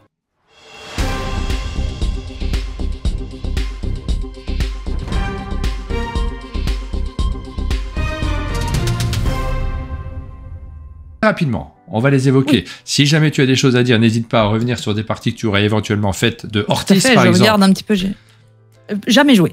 Et moi non plus. Donc, nouveau jeu qui sort de chez Ori Games. C'était une petite boîte en fer. J'ai l'impression que auparavant, ils avaient sorti une série de jeux dans une boîte en fer. Là, ils sont passés dans une petite boîte en carton. La suite du jeu multiprimé. Ça sort demain, ça ? Ça sort demain. Tout ça sort demain, normalement. Hein, okay. C'est référé aux informations qu'on nous a données. Donc Ortis, on va le découvrir. Je l'ai découvert là. J'ai l'impression qu'ils n'ont pas fait une grosse com avant dessus et que c'est sorti hop comme ça. J'ai l'impression d'avoir vu le visuel il y a une semaine pour la première fois à peu près. Caral, nouveau jeu de Klaus-Jürgen Wrede, l'auteur de Carcassonne, qui sort cette fois-ci chez Blue Cocker. C'est leur première localisation et c'est un jeu un peu expert, mais assez accessible en termes de règles. Oui, comme il avait fait un petit peu avec Carcassonne. Et d'ailleurs, celui-là, je l'ai à la maison et c'est l'objet d'un prochain live sur ma chaîne. Moi, j'ai joué là rapidement, je crois, peut-être dimanche ou peut-être mardi prochain, je ne sais pas encore. J'ai joué hier pour la première fois. On a réalisé une vidéo dessus, donc ça arrivera également sur notre chaîne dans une vidéo avec l'explication. Mais par contre, j'ai joué hier. Il sort demain. Ça va être compliqué pour moi de vous livrer la vidéo aussitôt. Il y aura un tout petit peu de délai. Et vous êtes bien amusé? Bah moi, écoute, on y a joué à 2 joueurs. J'en ai pas entendu que du bien à l'avance. On m'a dit, oh moi ça m'a pas emballé Caral, mais franchement à 2 joueurs, ça m'a plutôt bien plu. C'est simple. En vrai, j'ai envie d'y rejouer. Ok, d'accord. Je manque de recul. Ça me remonte un petit peu parce que j'avais un petit peu peur sur ce que j'avais lu également, donc ça me. Moi, je manque de recul. Sur une partie, je n'arrive pas à me faire un avis complètement, et c'est la difficulté quand on est aussi, quand on donne notre avis, c'est qu'on a besoin de faire plusieurs parties. Et cette première partie que l'on fait filmer, où on explique les règles, où on joue ensemble, souvent, ça nous donne déjà une première impression très naturelle de comment un jeu se passe quand on est juste là pour jouer. Après, selon les configurations, on va se rendre compte de comment le jeu tourne. Moi, je manque de recul. Il faudrait que j'y rejoue pour vous en dire davantage. Je ne saurais pas vous dire tout de suite si c'est un jeu qui rentre dans ma ludothèque selon l'expression consacrée chez un monde de jeux. Je n'ai pas joué à Council of Shadows, un jeu qui sort chez Alea.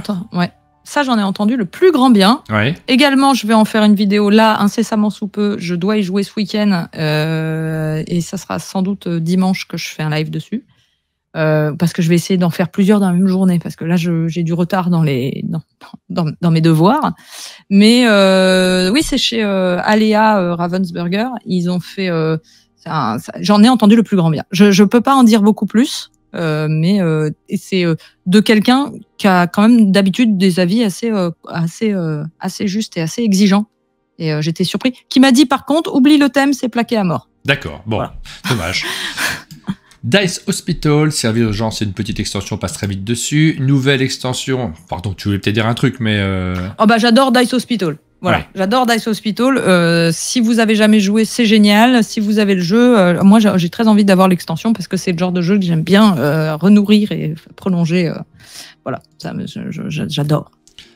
Une nouvelle version de Fantasy Realms, basée sur Fantasy Realms. Star Trek, Mission, moi je déteste les thèmes. J'aime pas trop les jeux à licence, donc ça m'attire pas du tout. Mais bon, Fantasy Realms, c'est très bien. Ouais, je me méfie parce que moi j'ai eu en main, bon après ça veut rien dire, mais j'ai eu Remix qui est la version Marvel et j'ai pu y jouer et je trouve que à chaque fois j'avais de grands espoirs sur des rethématisations de Fantasy Realms parce que j'avais l'impression que le thème pouvait vachement se prêter à justement être rethématisé. Mais je trouve que ça serait bien de le rethématiser dans des univers, mais pas forcément avec des licences, parce que les licences c'est très très contraignant. Et si on ne connaît pas bien la licence, c'est pas très passionnant. Et là, Star Trek, si vous connaissez pas Star Trek à mort, je pense que ça sera moins rigolo que la version d'origine. Alors on nous dit mais après faut voir.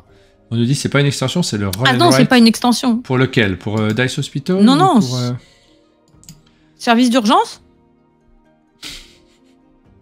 Alors, on se serait gouré? Sur quel jeu?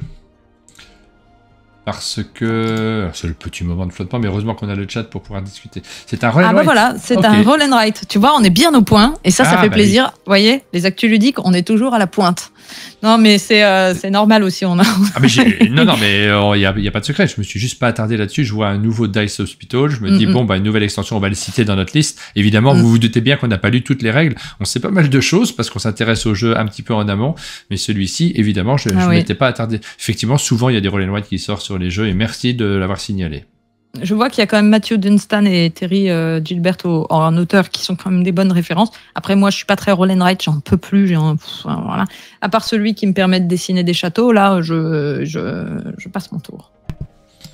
Gardeners, nouveau jeu de Casper Lap qui sort chez Sit Down. C'est encore un jeu, comme c'est souvent le cas chez Sit Down, avec une expérience particulière autour de la table. Casper Lap, c'est l'auteur de Magic Maze. Si je me trompe pas, en tout cas c'est cet esprit-là, on est assez proche comme type de jeu. On l'a au chalet. On en a fait une partie, nous. Je regarde si c'est celui auquel je pense, mais je ne crois pas. Non, ça va, c'est pas celui auquel je pense. Ça va. Ah si, j'y ai joué. Ça va pas du tout, attention.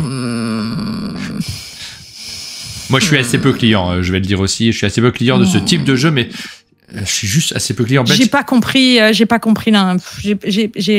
J'ai trouvé ça assez platouillard. C'est un peu mon expression en ce moment. Il y a des jeux qui me font ni chaud ni froid, et là, je me suis dit, ouais, c'est pas, non.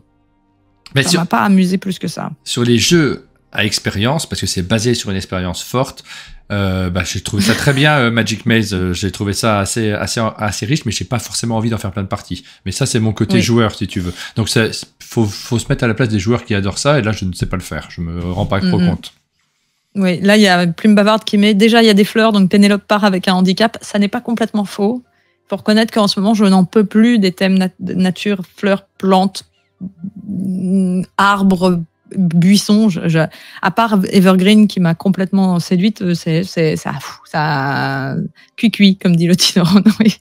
Mais oui, c'est un jeu où en gros on donne des informations à son adversaire, enfin pas à son adversaire, on joue en coop et il y a des informations, des moitiés d'informations qu'on va se donner pour faire des choses. Ouais. On continue parce qu'il y en a encore plein. Os sort cette semaine également, donc celui-ci, monstre. On en a beaucoup parlé, hein, celui-là. C'est un jeu qui est attendu par les joueurs parce qu'on est dans la catégorie de Rousse, notamment. Route, pardon. Alors ouais, pas du tout le même genre de jeu par contre. Hein. Même visuel et tout, mais alors complètement différent. Il me fait extrêmement peur. Ah oui. Il me fait extrêmement peur. J'ai l'impression que c'est un gouffre. De ce que j'en ai vu comme vidéo sur internet, ça me tente, hein, de ouf. Hein. J'ai vraiment envie d'essayer, surtout que moi la couverture, elle me plaît énormément.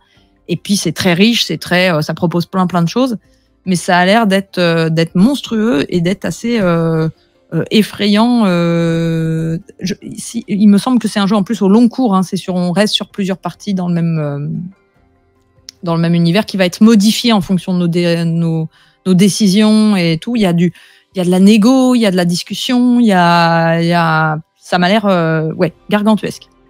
Alors voilà, peut-être on vous en reparlera sur nos chaînes. Pour et Ragoutsep dit un truc juste, il dit incroyable la vidéo de Etu Game sur Os. Effectivement, ils ont fait une super vidéo qui essaye de résumer ce que c'est, et c'est là qu'on voit que c'est pas facile à résumer. J'enchaîne, j'éternue et j'enchaîne. Formidable. Ah. Patty et la colère de Poséidon, je sais pas du tout ce que c'est. Là, je vous signale des jeux qui sortent cette semaine, c'est chez Gide Édition. Donc c'est un éditeur, je suis pas sûr, mais c'est dans le sud de la France. J'allais dire toulousain, mais en fait je suis pas sûr du tout. Ouais, jamais entendu parler.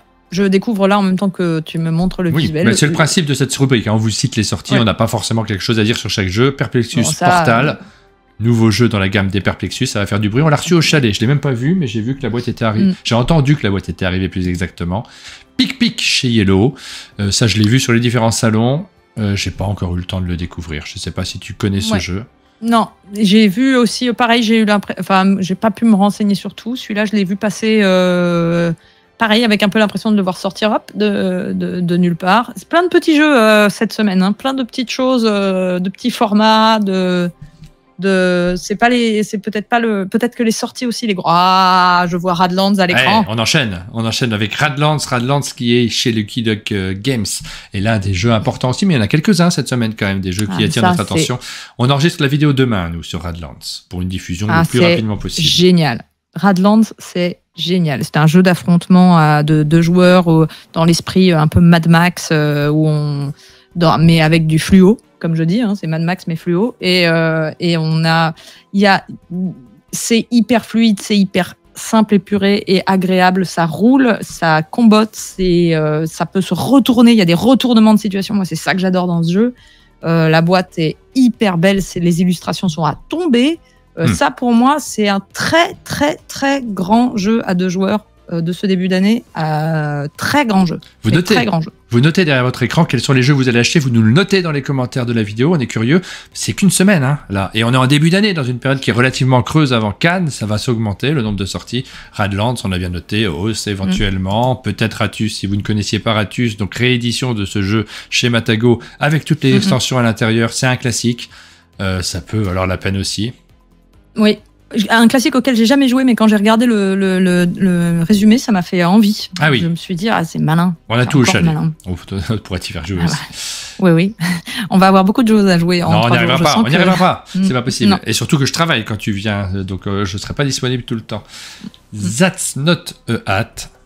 On en a parlé. Ah, mais quel est ce jeu? Il est sélectionné à l'As d'Or, et ben voilà, il sort cette semaine, vous allez avoir l'occasion d'en parler. On ne s'attarde pas dessus parce qu'on en a déjà parlé en long, en large et en travers. Et son extension That's Not a Hit. Traqué. Il y a 2 boîtes qui sortent de ce jeu.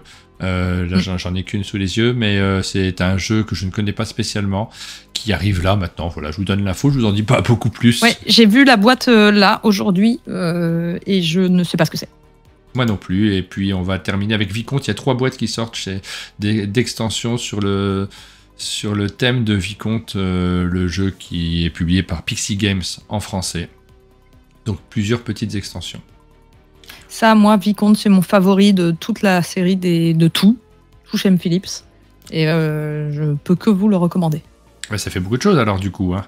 Et ça, j'ai pas joué moi, donc je pourrais rien en dire de plus. Là, cette semaine, si vous devez faire un achat, c'est Radlands. Pour moi, c'est de très très loin. Devant.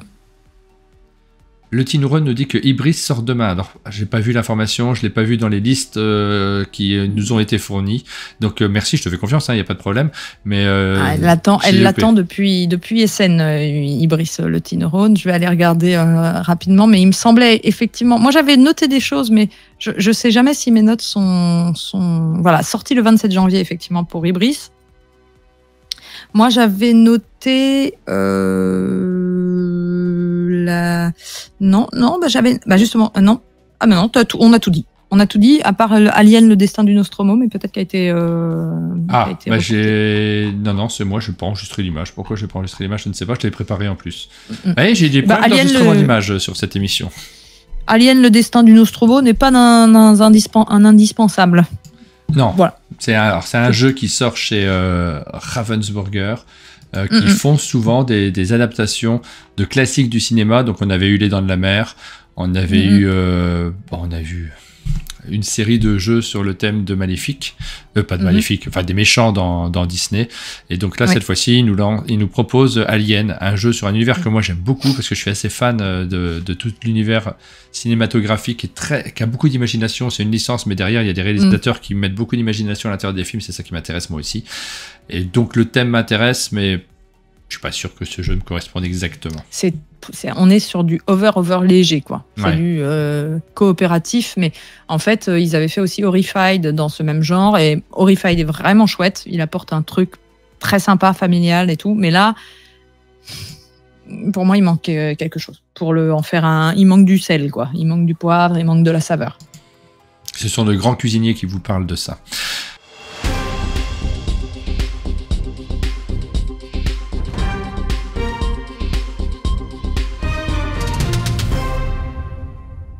Avant de conclure cette émission, on va revenir sur, puisque c'était les 2 thèmes qui nous restent, à la fois la question de la semaine, la question qu'on vous a posée, quels sont vos favoris pour l'As d'Or, et puis l'actu des médias. L'actu des médias, c'est toutes ces chaînes qui ont parlé de l'As d'Or, donc on fait un peu les 2 thèmes en même temps. On a vu plein de retours sur les sélections. C'était là qu'on devait en parler. Effectivement, je me suis un peu embrouillée tout à l'heure. Oui, c'est pas grave. On a déjà évoqué, on a eu plein de retours sur les différentes chaînes. Marie Giordana a fait le choix aussi de se livrer un peu, de raconter son expérience. Elle l'a fait chez nous avant en Twitch, elle l'a refait derrière chez elle. Donc elle communique beaucoup quand même sur ses différents choix. Et si je vous ai posé la question, nous vous avons posé la question de quels sont vos favoris. On ne sait pas trop dans vos réponses s'il s'agit des jeux que vous attendez à ce qu'ils gagnent ou alors des jeux que vous préférez vous. Il y a un petit flou dans cette formulation et c'est volontaire. D'ailleurs, j'en profite pour dire que sur mon Discord a été créé un sondage pareil avec les 2 choix à chaque fois. Celui que vous voulez voir gagner, celui que vous pensez qui gagnerait. Donc je te donnerai les résultats quand ils sortiront si on a collé avec la réalité. Alors, quel est votre favori pour l'As d'Or enfant ? Donc il y a 3 jeux. Au chalet, en ce moment, tout le monde joue au jeu de l'As d'Or. Voici les résultats du sondage. Vous étiez très nombreux à répondre. Déjà, un grand merci, parce que là, c'est plusieurs centaines. Je n'ai pas regardé les derniers chiffres, mais quand j'ai regardé tout à l'heure, on était aux alentours de 400 personnes sur chaque... Ouais. Donc vous êtes nombreux à penser que la colline au feu follet, qui est le grand favori parce qu'il a déjà gagné le Spiel, va l'emporter. La planche des pirates est juste moins connue aussi. Ça ne veut pas dire qu'il ne va pas l'emporter. C'est mon... Ouais. Pardon. Flashback Zombie Kids, c'est un jeu qui ressemble beaucoup à celui qui a gagné l'année dernière dans la mécanique. Oui. Et c'est un excellent jeu également. Moi, la colline au feu follet, c'est clairement mon chouchou des trois. Je me demande il a gagné le Spiel, donc je suis pas sûr qu'il gagne là. Je vois bien un jeu. La planche des pirates. Peut-être. En tout cas, tout à l'heure, ils ont joué au chalet et j'ai eu un avis collectif. C'est formidable, la planche des pirates. Et du coup, j'ai reposé la question derrière à ceux qui venaient d'y jouer. Je dirais pas les noms des gens qui y ont joué parce que je veux pas non plus donner des informations particulières. Mais bon, je lui ai demandé, Ludovic, t'es sérieux là quand tu dis que t'as adoré un jeu, ça t'arrive jamais? Et Ludovic m'a répondu, mais si, j'ai vraiment bien aimé, c'était pas une blague. Alors moi, je pense que je suis la seule qui n'aime pas trop. Ah bon? En fait, ce que j'aime pas, ce que j'ai l'impression de pas, l'impression qu'il me donne, c'est que je sais toujours à peu près à quel moment ça va tomber, donc il y a un peu j'ai pas accroché. J'ai pas. Et puis je me dis, si le matériel s'abîme, c'est un jeu qui peut vieillir très mal. Mais bon, ça c'est. Moi, j'ai adoré la colline au feu follet. Mais il y a plein de gens qui me disent la colline au feu follet, je comprends pas. Donc voilà, c'est comme ça. En tout cas, pour les enfants, nous, on a regardé les enfants y jouer aussi, c'est ça qui est important. Malgré tout, sur un jeu pour enfants, mais ils sont à fond, sur la colline au feu follet, bien sûr, sur la revanche des pirates aussi, Flashback Zombie Kids, c'est un peu plus compliqué pour des jeunes enfants. Ça s'adresse à un public plus grand. Quels sont vos favoris pour l'As d'Or tout public? Pas de surprise dans les statistiques. Mais ce 1% quand même, c'est... Ben non, mais vous connaissez pas le jeu. Personne ne connaît le jeu, donc forcément, très peu de votes pour That's Not a Hat. Acropolis, évidemment, est l'immense favori et le vainqueur attendu. Pour moi, c'est le choix de cœur et de raison. Donc, je serais hyper contente que Acropolis gagne. J'ai des doutes. Je me suis prise à douter hier soir. Tu vois, à un moment, j'étais là, mais si District Noir sortait son Vatou, parce que je sais pas. Il y a peut-être l'accessibilité. Mais moi, je vois Acropolis gagnant et j'aimerais Acropolis gagnant. Non, mais Acropolis va gagner. Il n'y a pas de suspense. Faites-moi confiance. J'ai pas d'infos. Ça me rassure. Je précise que j'ai pas d'infos. Quel est votre favori pour l'As d'Or initié? Et là, c'est plus serré et surprise. Je m'attendais à avoir Challengers en tête. Eh ben non, c'est Turing Machine qui arrive en tête parce qu'il a une cote d'amour assez élevée chez les joueurs de jeux de société tout simplement et que vous êtes nombreux parmi les gens qui votent, mais c'est la catégorie initiée, donc elle s'adresse à ce public-là. Vous êtes nombreux à avoir apprécié très fort l'ingéniosité. Johan dans le chat qui dit « Oh, c'est serré ». Ouais, c'est serré. Et on sent que Alice is Missing est un peu derrière. Mais alors par contre, ça, les trois jeux sont complètement différents et là...